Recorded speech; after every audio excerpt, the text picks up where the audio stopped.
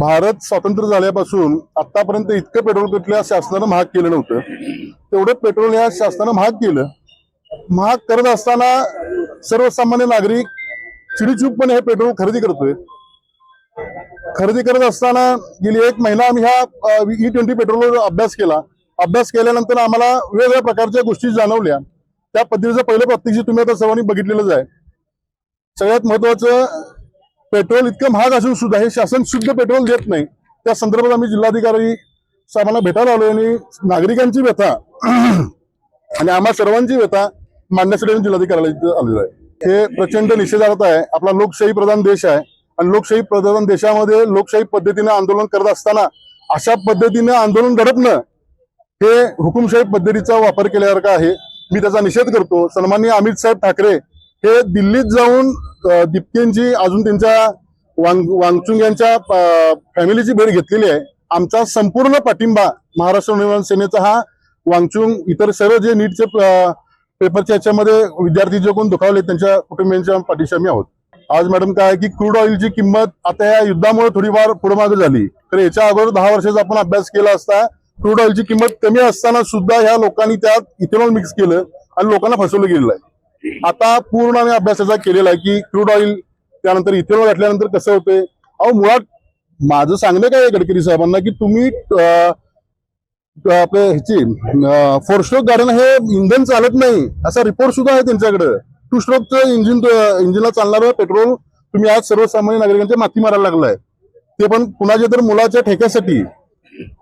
पण 168 रुपये प्रति लिटर जर शुद्ध पेट्रोल मिळत असेल तर मग हे सर्वसामान्यांना परवडणार नाहीये, त्यावर काय म्हणतात? माझं एवढंच म्हणणं आहे, शासनानं ज्यावेळी भाजप सरकार सत्तेत यायचं होतं त्यावेळी त्यांनी मोठमोठ्या वल्गना केलेल्या की 15 रुपये पेट्रोल देतो, 50 रुपये देतो. आमचे प्रामाणिक मत असं आहे की 60-70 रुपयाच्या दरम्यान जे काही पेट्रोल पहिल्या दरानं होतं त्या दरानं शुद्ध पेट्रोल नागरिकांना मिळालं पाहिजे. तोच प्रकार निषेधार्थ आहे. वारंवार ह्या सरकारमध्ये अशा घटना घडत आहेत. राम मंदिराच्या चोरीचा मुद्दा असू देत, नीटचा पेपर असू देत, त्यानंतर जे वांगचुंग सरांना ज्या पद्धतीनं त्यांनी हुकुमशाही पद्धतीने उचलून नेलं तो प्रकार असू देत, तर हे शासनाचे दिवस आता भरलेले आहेत.